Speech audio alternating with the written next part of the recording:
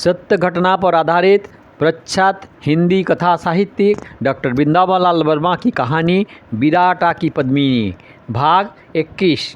संध्या के उपरांत जब बेतवा की अस्पष्ट कल्लोल के साथ साथ पश्चिम तटवर्ती विराटा ग्राम से लोगों की आहट आ रही थी और देवी के मंदिर में कुंजर और नरपति देवी का आरती की तैयारी में लगे हुए थे, गोमती किसी काम के कारण की इच्छा से आंगन में आई, परंतु किसी काम को सामने न पाकर वहां बैठ गई, जहां से रामदयाल का डेरा पास पड़ता था।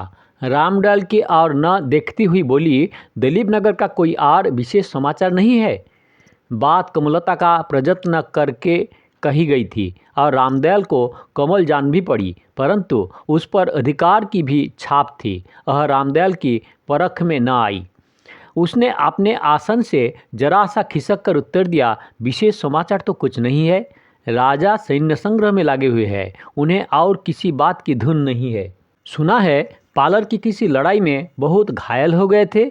हाँ, बहुत बाल बाल बचे। अब अच्छी तरह है? हाँ, अब अच्छी तरह है। बहुत दिन हुए तब चोट लगी थी, तब से तो कई लड़ाइयाँ लड़ चुके हैं।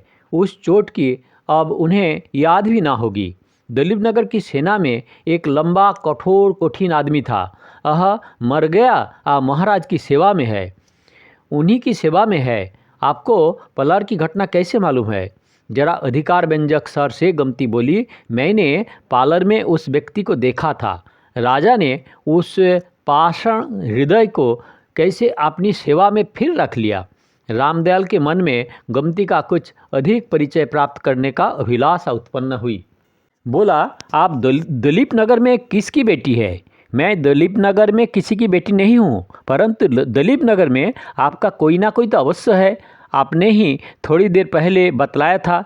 गोमती जरा गर्वपूर्ण स्वर से बोला, पहले तुम बताओ कि राजा से तुम्हारा कोई संबंध है या नहीं? है और नहीं है, रामदयाल ने उत्तर दिया। राजा अपने सेवकों को कि सेवा का कैसे पुरस्कार देते हैं, जैसा उसके मन में आता है, दानी है। गोमती ने धीरे से परंतु स्पष्ट कोमलता के साथ किंतु अधिकार युक्त स्वर से कहा, तुम्हें मुँह मांगा पुरस्कार मिलेगा। रामदयाल सावधान हुआ, जरा और आगे खिसका। गोमती से बोला, मेरे योग्य जो सेवा होगी अवश्य करूँगा। जहाँ कुंजर सिंह का सेनापति ठहरा हुआ है। गोमती ने भी धीरे से कहा, वह राजा के विरुद्ध कुछ कार्य कर रहा है, तुम पता लगाकर राजा की कुछ सहायता करो। कहाँ ठहरा हुआ है?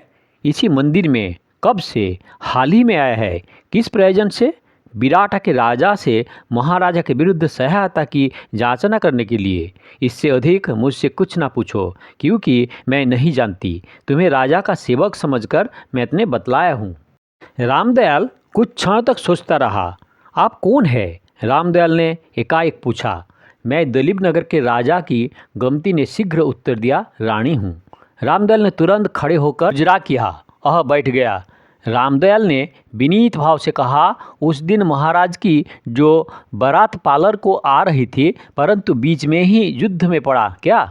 गोमती ने अभिमान के साथ उत्तर दिया, हाँ, मैं वही हूँ। मुझे इस बात का बड़ा दुख रहा करता है कि इस चिंतापूर्ण समय में महाराज का कुशल समाचार मुझे बहुत कम मिल पाता है। यह समाचार मैं कभी कभी आपको दिया करूँगा। रामदयाल ने प्रस्ताव किया। गोमती बोली, महाराज के स्वामी भक्त सेवक का नाम तो मुझे मालूम हो। मेरा नाम रामदयाल ने बताया। रामदयाल है। मैं बड़ी कठिनाई में हूँ और बड़ी कठिन कर्तव्य का पालन कर रहा हूँ। आपने शायद सुना होगा कि मृत राजा की 2 रानियाँ थीं। मैं उसकी सेवा में था, वे बागी हो गई।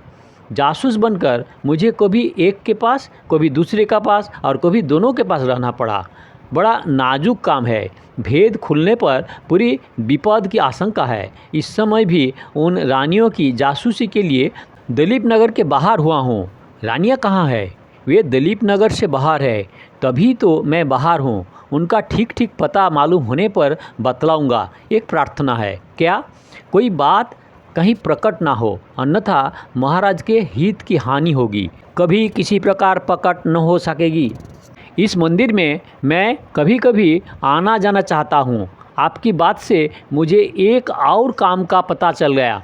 गोमती बोली, ठहर तो यहाँ साकोगे, परंतु शायद बाहर रहना पड़ेगा। पुजारीन के पिता नरपति कुंजर सिंह के पक्ष में मालूम होते हैं।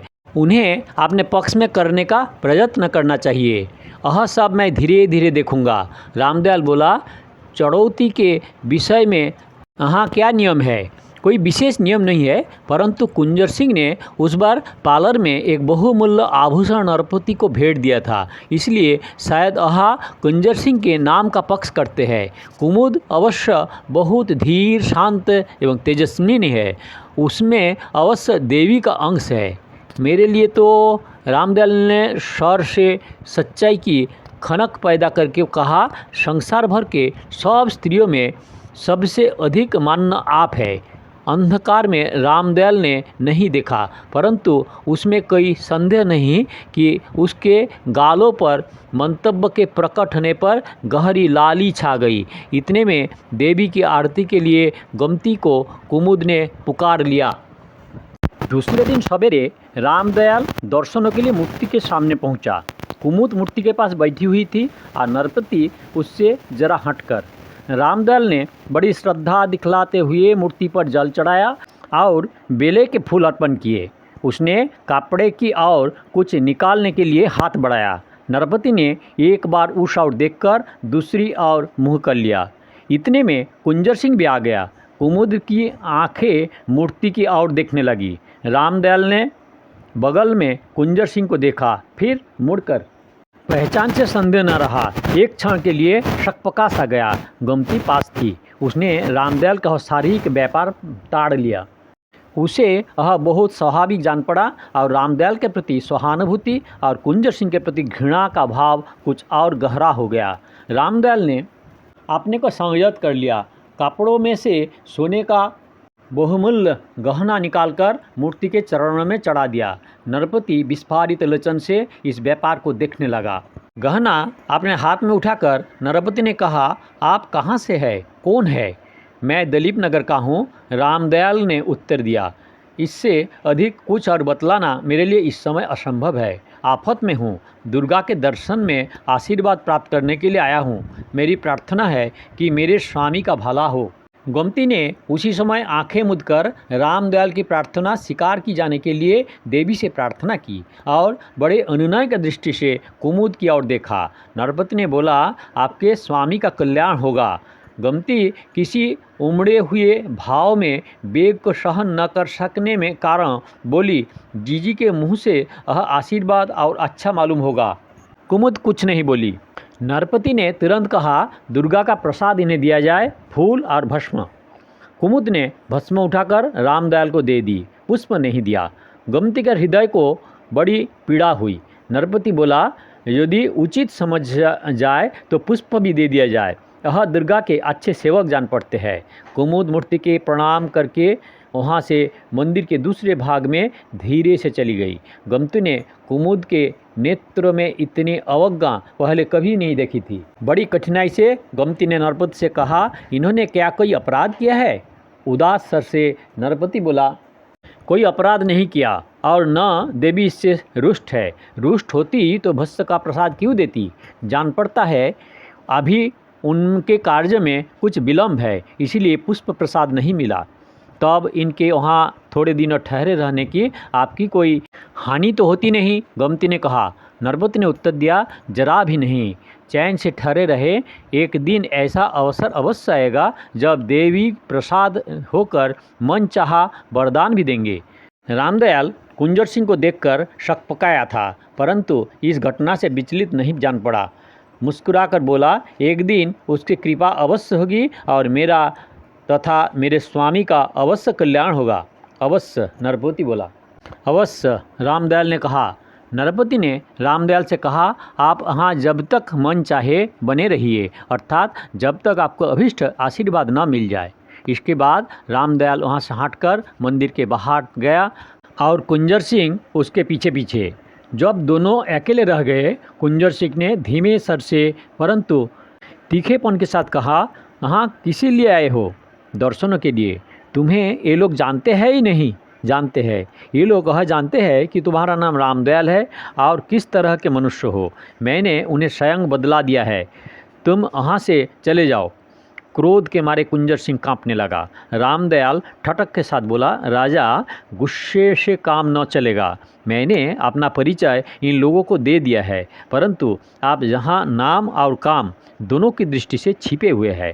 आपका भेद खुलने से मेरी कोई हानि न होगी। राजा देवी सिंह के आदमी आपके लिए घूम रहे हैं। कल्पी का नवाब जो भंडेर में यहाँ से पास ही ठहरा हुआ है, आपसे शायद बहुत संतुष्ट नहीं है। रानियों से आपकी पड़ती नहीं। सियासत के सरदार आप लोगों के झगड़े से अपने को बचाए हुए हैं। लोचन सिंह अभी जीवित है और मैंने कभी आपका कोई बिगड़ा नहीं हूँ। फिर न जाने राजा मुझसे क्यों रुष्ट है। कुंजर सिंह ने एक क्षण के लिए कुछ सोचा। बोला, जानता हूँ तुम घोर नास्तिक हो। तुम केवल दर्शन के लिए यहाँ कदापि नहीं आए हो। बोलो, काहे के लिए आए हो?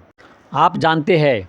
रामदयाल ने बनावटी विनय के साथ उत्तर दिया, मैं और कुछ नहीं तो स्वामी धर्मी तो अवश्य हूँ। मेरे स्वामी का विश्वास इस स्थान पर है, इसीलिए आया हूँ। कुंजर सिंह जिस बात का संदेह रामदयाल पर कर रहा था उसे प्रकट करना उचित नहीं समझा, परंतु भर्त्सना करने की प्रबल इच्छा जान पड़ी थी और भर्त्सना नहीं कर पाई थी। इसीलिए रामदयाल का गला घोट डालने का भाव तो मन में उठा, परंतु जीभ या हाथ ने कोई तैयारी नहीं दिखलाई। रामदयाल कनखिया से देखकर धीरे से बोला, यदि राजा क्षमा करें तो एक बात कहूँ। कुंजर सिंह ने मुंह से कुछ न कहकर सिर से हाँ का संकेत दिया। रामदयाल ने कहा, इस बार दोनों रानियां देवी सिंह के विरुद्ध है। दोनों दलीप नगर छोड़कर चली आई है। आप उनके साथ आपकी शक्ति सम्मिलित कर दें और कल्पी के नवाब के साथ घृणा न करें तो दलीप नगर का सिंहासन आपके पांव तले शीघ्र आ जाएगा।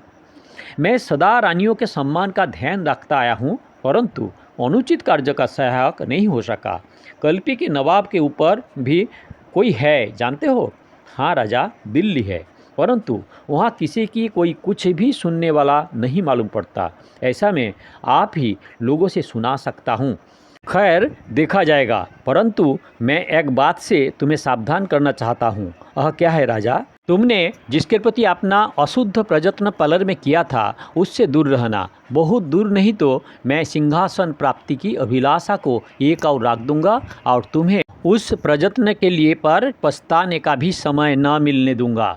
कुंजर सिंह ने अंतिम बात बड़े जोश के साथ कही थी। रामदयाल हंसा। हंसी कुंजर के मन में छुरी की तरह चुभ गई। रामदयाल बोला, राजा, यदि मैंने कुछ किया था तो अपने मालिक की आज्ञा से जो कुछ करूँगा अब अपने स्वामी के भलाई के लिए करूँगा, परंतु यह भी वचन देता हूँ कि आपका मार्ग लागने की चेष्टा न करूँगा। यदि आप मेरी प्रार्थना स्वीकार करें तो मैं यही विनती करूँगा कि यहाँ न पड़े रहकर आप राज्य प्राप्ति का कुछ और भी उपाय करें।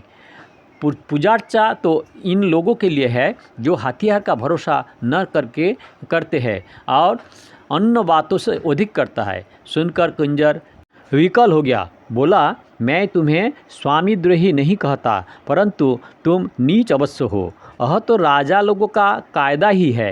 रामदयाल ने कुटिल मुस्कुराहट के साथ कहा, काम निकाल जाने पर नौकर को पता बता देते हैं। गरीब तो सदा ही दोषी चला आया है और चाकर अनंत काल से नीच है।